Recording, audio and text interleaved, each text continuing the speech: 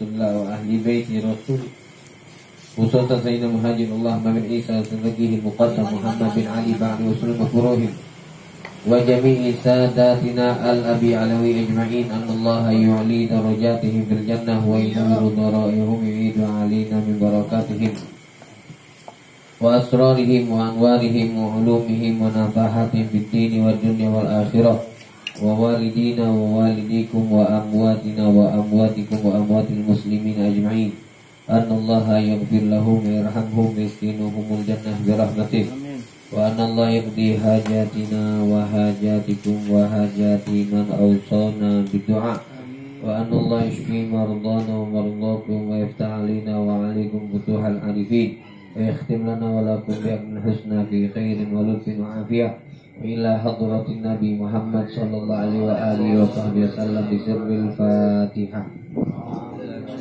Bismillahirrahmanirrahim. Alhamdulillahirabbil alamin. Iyyaka na'budu wa iyyaka nasta'in ihdinas siratal mustaqim ghairil maghdubi 'alaihim waladdallin. Bismillahirrahmanirrahim. Qala al-Imam Al-Ghazali fi kitabih Bidayatul Hidayah. As-sabi'atu astaghfirullahal azim alladzi la ilaha illa huwal hayyul qayyum wa as'aluhu at-taubata wal maghfirah. Ats-tsaminatu Allahumma la mani'a lima a'taita wa la mu'tiya lima mana'ta wa la radda lima qadaita wa la yanfa'u dzal jaddi minkal jaddu. At-tasi'atu Allahumma sholli ala Muhammadin wa ala ali Muhammadin wa sahbihi wa sallim. Al-ashiratu bismillahilladzi la yadurru ma'asmihi syai'un fil ardi wala fis samai wa huwas sami'ul alim. Tukarriru kulla wahidatin min hadhil kalimat imma mi'ata marratin au sab'ina marratan au 10 marratin wa huwa aqalluhu liyakuna al-majmu'u mi'atan wa lazim hadhil awrad wala tatakallama qabla tulu'i syamsi fa fil khabar anna dzalika afdalu min i'taqi thamani riqabin min waladi Ismail ala nabiyyina wa alaihi assalatu wassalam.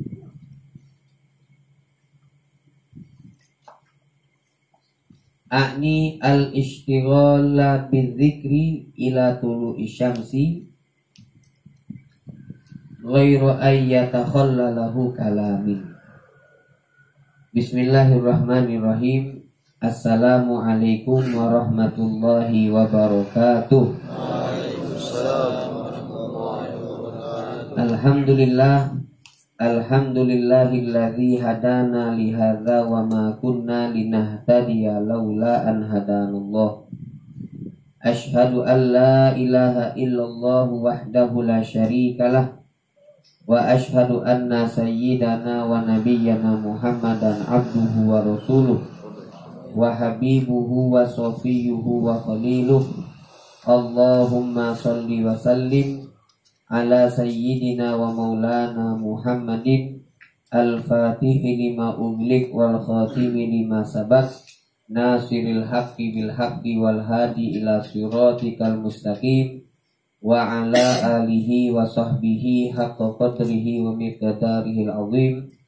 Rabbi zidna ilma wa wasi' lana fi arzaqina wa barik lana fi ma razaqtana waj'alna mahbubina fi qulubi ibadik wa a'izza'a fi uyunihim waj'alna wujaha'a fid dunya wal akhirati wa minal muqarrabin ya katsiran nawal ya hasanal fi'al ya qa'iman bila zawal wa ya mubdi'an bila mithal falakal hamdu walakal minnatu walakal syarafu ala kulli hal wala haula wala quwata illa billah amma ba'd.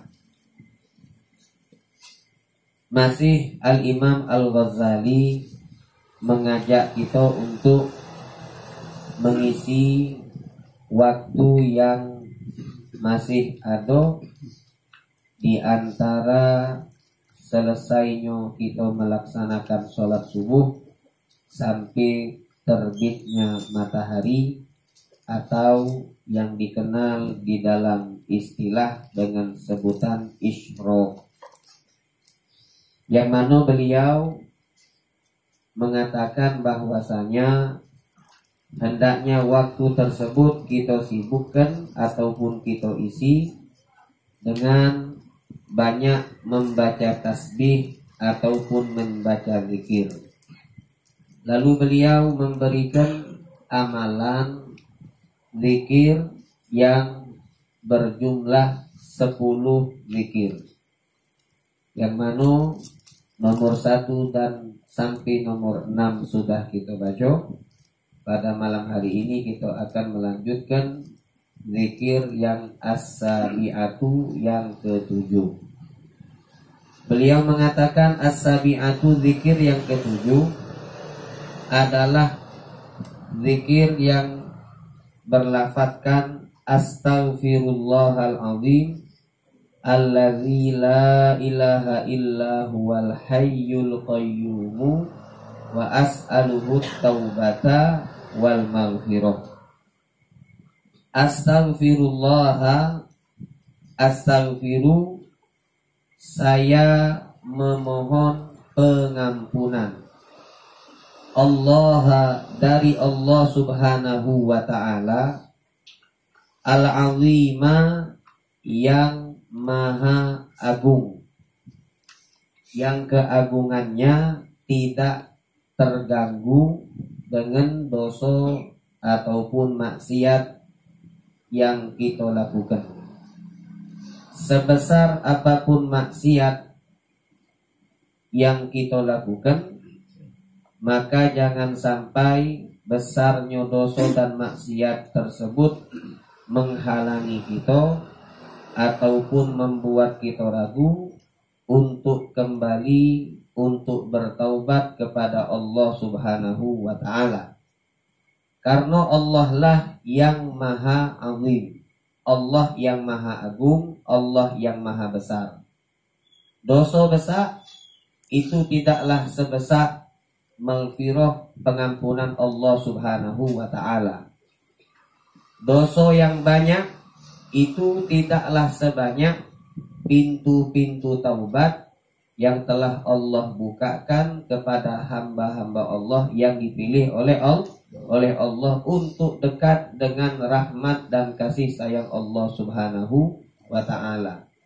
Maka sering kalau kita buka di kitab-kitab tasawuf, ketika para ulama membahas tentang langkah pertama yang perlu dilakukan oleh seorang yang ingin dekat dengan Allah, langkah pertamanya adalah taubat. Langkah pertamanya adalah astagfirullah, meminta ampun kepada Allah subhanahu wa ta'ala. Dan ketika taubat ini, ketika kita minta ampun kepada Allah, wong ataupun makhluk yang paling tidak demen dengan ucapan istighfar adalah syaitan. Makanya di dalam hadis, hari yang paling naas, hari yang paling sial bagi makhluk yang dihinakan oleh Allah Subhanahu wa ta'ala, makhluk yang dilaknat oleh Allah yaitu syaitan, hari yang paling sial dan naas baginya adalah hari Arafah. Kenapa hari Arafah menjadi hari yang paling sial? Karena Allah Subhanahu wa ta'ala memberikan pengampunan kepada seluruh wong yang ada di Arafah. Seluruh dosa-dosanya diampuni oleh Allah Subhanahu wa ta'ala. Bahkan Nabi Muhammad sallallahu alaihi wasallam, beliau banyak sekali bermunajat kepada Allah di hari Arafah supaya dosa yang diampuni itu bukan dosa yang besar baik. Beliau minta dosa yang besar diampuni, dosa yang kecil juga diampuni. Bahkan Nabi minta kepada Allah agar dosa yang sifatnya tabiat. Tabiat itu adalah sangkut pautan hak. Mungkin kita pernah ngomongi wong, pernah ngatoi wong, pernah berdusta dan seterusnya, mendolimi seseorang, yang kedoliman tersebut kita lupa bahwa kita pernah lakukan itu kepada saudara kita. Atau bahkan berapa banyak daripada kita yang tidak tahu bahwa itu adalah perbuatan zalim. Nah, Nabi minta kepada Allah agar yang seperti itu juga kezaliman antara sesama makhluk yang dikenal dengan tabiat, Nabi minta juga diampuni oleh Allah bagi mereka al-waqifina bi Arafah, yang di Arafat, yang dionyo wukuf di padang Arafah. Maka doa munajat Nabi Muhammad pun dikabulkan oleh Allah Subhanahu wa ta'ala, sehingga di saat doa ini dikabulkan oleh Allah, sial bagi setan. Setiap yang istighfar, yang minta ampun di padang Arafah, itu diampuni oleh Allah sampai total seperti bayi yang baru lahir. Dan mereka mengatakan, yang mana perkataan ini diceritakan oleh Nabi Muhammad SAW, bahwasanya diibaratkan oleh Nabi Muhammad, tulang belakang mereka itu, setan itu patah mematah. Payah-payah aku begawi dari mulai dia balik, aku begawi untuk menjerumuskan, untuk mengajak dia melanggar daripada aturan dan perintah Allah. Pada hari ini cuma sesaat hasil daripada jerit payahku, sehingga dia terjerumus ke dalam maksiat. Cuma sesaat dia langsung mendapatkan pengampunan dari Allah Subhanahu wa ta'ala. Nah, jadi kesimpulannya, setan ini sial kalau ada seorang hamba yang dionyo bertaubat kepada Allah Subhanahu wa ta'ala. Maka salah satu tipu daya setan, sebelum kita taubat, maka dia mesikkan, menghembuskan di pikiran, di dalam hati sanubari kita, bahwa dosa kita ini tidak bakal diampuni Allah. Kenapa? Karena sebab dosa kita ini sudah terlalu banyak dan terlalu besar. Akhirnya kita ragu untuk mengucapkan astagfirullah. Kita ragu untuk mengucapkan daripada kalimat taubat wa atubu ilaih. Kita malu karena terlalu banyak dosa, malu karena terlalu banyak maksiat. Nah, malu ini, yang namanya malu itu kan kalau di dalam adat istiadat, di dalam hukum sosial, yang namanya sifat malu itu adalah sifat yang positif. Ya tak? Yang namanya sifat malu itu sifat yang positif. Ketika kita malu, maka itu artinya kita punya perangai yang bagus, bukan yang tidak bagus. Wong ini yang tidak katik malu yang negatif. Wong itu yang tidak katik malu yang dia tidak bagus, tidak baik.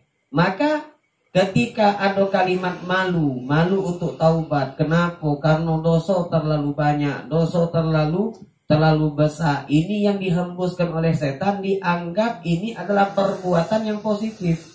Nah, Katanya ulama, hati-hati, itu hembusan setan. Itu malu bukan malu yang bagus, tapi malu yang tidak bagus. Kenapa? Yang bagus sifat malu adalah ketika mendorong kita untuk berbuat baik.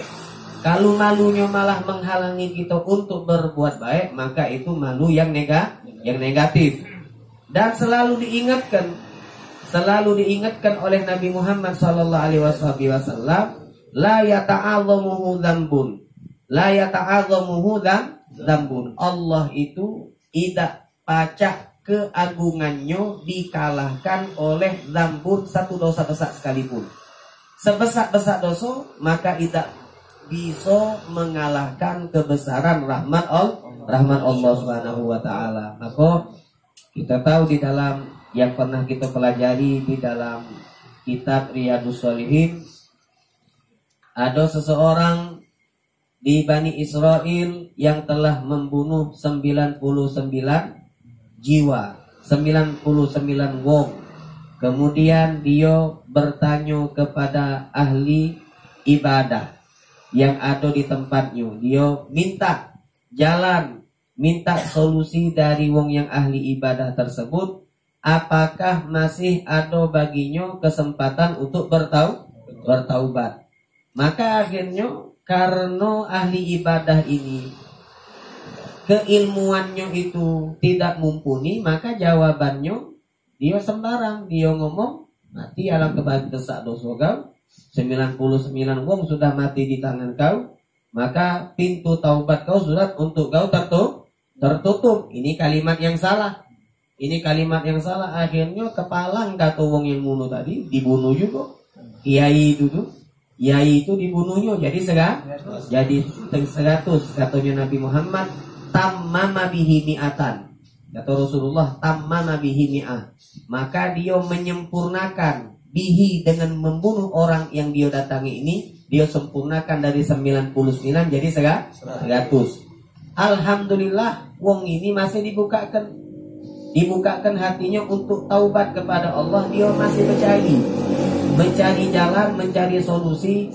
Siapa yang pacak memberikan dia jawaban yang menyejukkan dia punya hati. Akhirnya dia datang kepada wong yang tepat atas bantuan takdir dan inayah dari Allah Subhanahu wa taala.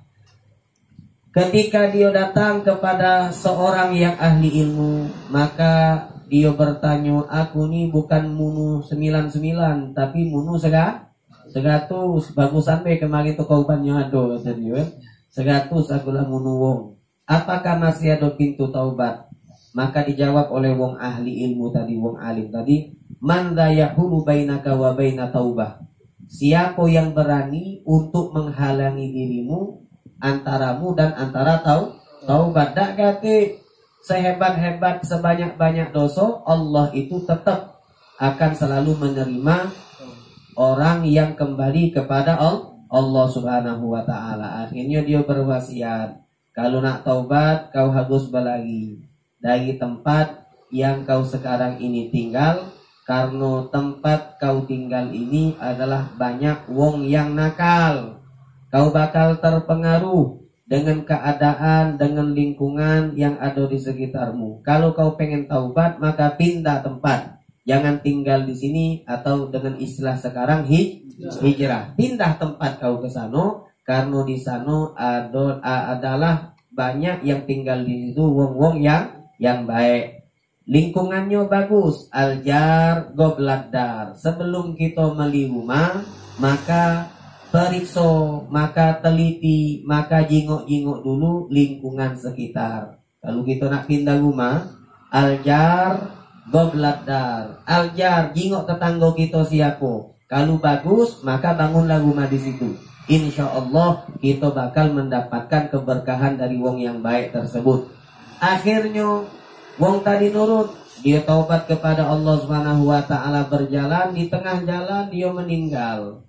Maka malaikat azab, malaikat rahmat turun bergebut untuk ngembek arwah dari wong ini. Malaikat rahmat ngomong, dia sudah taubat, maka dia punya aku. Kata malaikat azab, dia ngomong, Apa dia banyak dosa dan dia belum pernah melakukan satu kebaikan pun, baru taubat be dia. Sikok kebaikan belum dia lakukan. Maka akhirnya Allah di dalam hadis yang diceritakan oleh Nabi menurunkan satu malaikat yang ditugaskan untuk menjadi hakaman bainahuma, menjadi hakam. Hakam tu referee, hakam tu wasit, dijadikan wasit. Maka pas turun, kamu ini beribut, ngapo? Ini punya aku, ini punya aku. Sekarang mah ini begitu ukur. Kisu ma bainal ardain, kata Rasulullah. Kisu ma bainal ardain. Kita kiaskan, kita ukur antara jarak jasadnya dia, paraklah ke tempat yang baik atau paraklah ke tempat yang buruk. Kalau parak ke tempat yang baik, maka dia miliknya malaikat rahmah. Kalau paraklah ke tempat yang buruk, maka dia milik malaikat azab. Diukurnya maki apa? Jangan tanya. Maki Google Map apa Ustaz maki? Tanya, penting diukur oleh malaikat. Pas diukur ternyata kata Nabi Muhammad sallallahu alaihi wasallam, dia lebih dekat dengan arat yang baik, dengan tanah yang baik, sehingga dia diambil oleh malaikat rahmat. Di dalam riwayat mengatakan kacek ataupun selisih antara jarak dia ke sini sama ke sana ke tempat yang baik cuma jaraknya satu kilan. Selisihnya bedanya itu cuma satu kilan, tidak banyak, sekilan lebih dekat dengan tempat yang baik, maka dia menjadi milik malaikat rahmat Allah subhanahu wa ta'ala. Jadi inilah taubat itu, makanya ada kalimat astaghfirullahaladzim. Selalu ketika kita istighfar, pasti nama Allah yang dipilih untuk menjadi sandingan setelah nama Allah Jalla Jalaluh adalah nama Allah Al-Azim. Kenapa maki Al-Azim ini?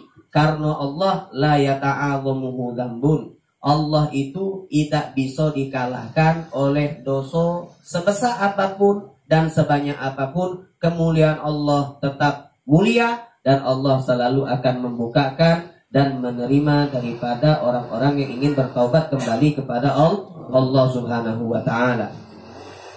Astaghfirullahaladzim alladzi la ilaha illa huwa, alladzi yang mana Allah adalah zat, la ilaha tiada Tuhan yang berhak untuk disembah, illa huwa melainkan Allah subhanahu wa ta'ala, al-hayyu al-qayyumu. Atau juga bisa kalau wong Aceh bukan hayyu qayyum, tapi mereka ngomongnya al-hayyal qayyum. Jadi bisa fathah, bisa dhamma, sama baik. Kalau kita di Palembang, astaghfirullahaladzim alladzi la ilaha illa huwal hayyul qayyumu wa atubu ilaih. Kalau kita kan, tapi kalau di Aceh astaghfirullahaladzim alladzi la ilaha illa huwal hayyal qayyuma wa atubu ilaih. Lemak mana? Hah? Lemak hayu jadinya. Kenapa lemak hayu? Karena udah terbiasa. Kalau udah terbiasa. Kalau kita biasanya hayya, lemaklah hayya. Kalau hayu, lemaklah hayu. Yang penting istighfar. Al-hayyu, Allah yang maha hidup dan selalu hidup. Al-qayyumu, Allah adalah zat yang qayyum, yang selalu mengawasi, yang Allah selalu mengayomi daripada makhluk-makhluk ciptaan Allah subhanahu wa ta'ala. Jadi kapan kita nak balik kepada Allah? Allah siap. Karena Allah maha hidup. Kapan kita nak balik kepada Allah? Allah selalu menerima. Karena Allah selalu mengawasi dan mengayomi kita. Al-hayyul qayyum. Wa as'aluhu, dan aku berharap daripada Allah subhanahu wa ta'ala at-taubata wal maghfirata, agar aku diberikan taubat nasuha wal maghfirah, dan pengampunan dosa dari Allah subhanahu wa ta'ala. Jadi kesimpulannya, jangan sampai kita ragu-ragu untuk kembali kepada Allah, karena taubat adalah pintu pertama yang harus kita masuki. Dari pintu taubat inilah jalan menuju Allah itu dimulai. Kemudian pintu-pintu yang lain bakal kita dapatkan, dan setiap pintu yang di atasnya lagi harus ada taubat. sampai ke puncaknya pun tetap taubat. Makanya Nabi Muhammad sallallahu alaihi wasallam walaupun beliau ibadahnya luar biasa, beliau masih istighfar, masih minta ampun dari Allah Subhanahu wa taala. Beda kelas istighfarnya kita sama istighfarnya Nabi. Kalau istighfarnya kita karena kita banyak dosa, tapi kalau istighfarnya Nabi, beliau ini bukan karena banyak dosa, tetapi istighfarnya beliau minta agar dinaikkan derajat oleh Allah Subhanahu wa taala. Jadi fungsinya istighfarnya Nabi untuk naik derajat. Semakin banyak istighfar, semakin dicintai oleh Allah Subhanahu wa taala. Jadi istighfar itu 3 derajat. Derajat yang paling tinggi istighfarnya Nabi Muhammad.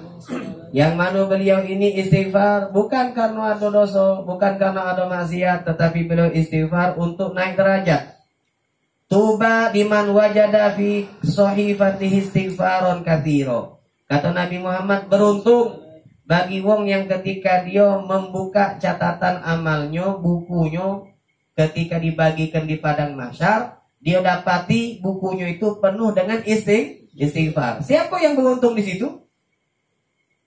Nabi yang paling beruntung, karena beliau yang paling banyak taubat. Maka wong yang paling beruntung kata Nabi, wong yang paling banyak di bukunya catatan istighfar, yaitu Nabi Muhammad yang paling beruntung. Makanya beliau yang paling mulia, istighfarnya beliau untuk mendapatkan kemuliaan derajat dari Allah Subhanahu wa taala. Itu yang pertama, yang paling tinggi. Yang kedua, istighfar minta ampunnya bukan dari dosa, tapi minta ampun dari ibadah yang masih kurang.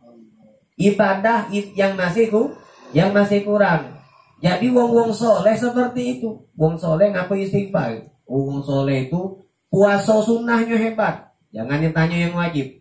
Sholat sunnahnya hebat, ibadah sunnahnya hebat, tetapi mereka tetap istighfar. Kenapa? Karena mereka masih kurang.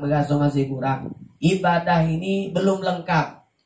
Yang seharusnya yang diinginkan oleh Allah, yang diajarkan oleh Nabi, tidak bisa mereka lakukan secara maksimal. Nah, hal inilah yang mendorong mereka untuk bertaubat kepada Allah Subhanahu wa taala. Jadi istighfarnya mereka untuk kekurangan di dalam ibadah. Makanya kita diajarkan habis sholat astagfirullah. Nah, ngapain habis maksiat kamu? Tidak bermaksiat. Cuma pas sholat tadi banyak ngaco agut. Banyak mikirkan sesuatu yang seharusnya tidak dipikirkan. Makanya astagfirullah. Makanya istighfar yang benar-benar itu pas kita tahu habis sholat assalamualaikum warahmatullah, assalamualaikum warahmatullah, kita sadar, ya Allah, tadi tuh ingat kunci motor lah, tadi tuh ingat bangunan lah, tadi tuh ingat utang sama wong, macam-macam kita ingat. Nah, pas kita ingat habis salam, istighfarnya minta niat, jangan salah, minta niat, ya Allah minta ampun, aku ini lagi ibadah, masih kurang. Nah, kemudian yang terakhir, tingkatan dasar, tingkatan kita istighfar adalah istighfarnya kita karena minta ampun dari dosa dan kesalahan kita itu. Istighfarnya kita ketika kita ngomong astaghfirullahaladzim alladzi la ilaha illa huwal hayyul qayyum wa atubu ilaih. Itu istighfarnya kita kan? Itu untuk minta supaya kita diampuni oleh Allah dari dosa dan kesalahan. Jadi 3 tingkatan. Yang pertama, yang paling tinggi buat naik derajat, kesempurnaan derajat Nabi Muhammad sallallahu alaihi wasallam. Yang kedua, istighfar karena bukan kekurangan di dalam dosa dan kesalahan, tetapi kekurangan di dalam ibadah. Cara pengamalannya, bukan dionya ibadah sholat istighfar, bukan. Kalau tidak sholat ya kodok, kalau sholatnya wajib kan. Istighfarnya itu kekurangan di dalam cara pelaksanaan ibadah, kurang khusyuk, kurang ikhlas dan seterusnya. Maka itu diistighfari. Inilah istighfarnya wong soleh. Kemudian istighfarnya wong awam adalah minta ampun dari dosa dan kesalahan. Ini ya, jadi 3 tingkatan daripada istighfar. Kemudian suatu hari ada seseorang yang bernama Asy-Syaikh Dhunnun Al-Misri. Dhunnun ini berasal dari negeri Mesir. Makanya beliau disebut Dhunnun Al-Misri. Maki sod Mesir tuh bukannya maki sin, tapi maki sod. Ya, al-Misri maki sod. Kalau al-Misri lain. Ya. Beliau lagi ceramah, tiba-tiba ada wong yang mangai dia.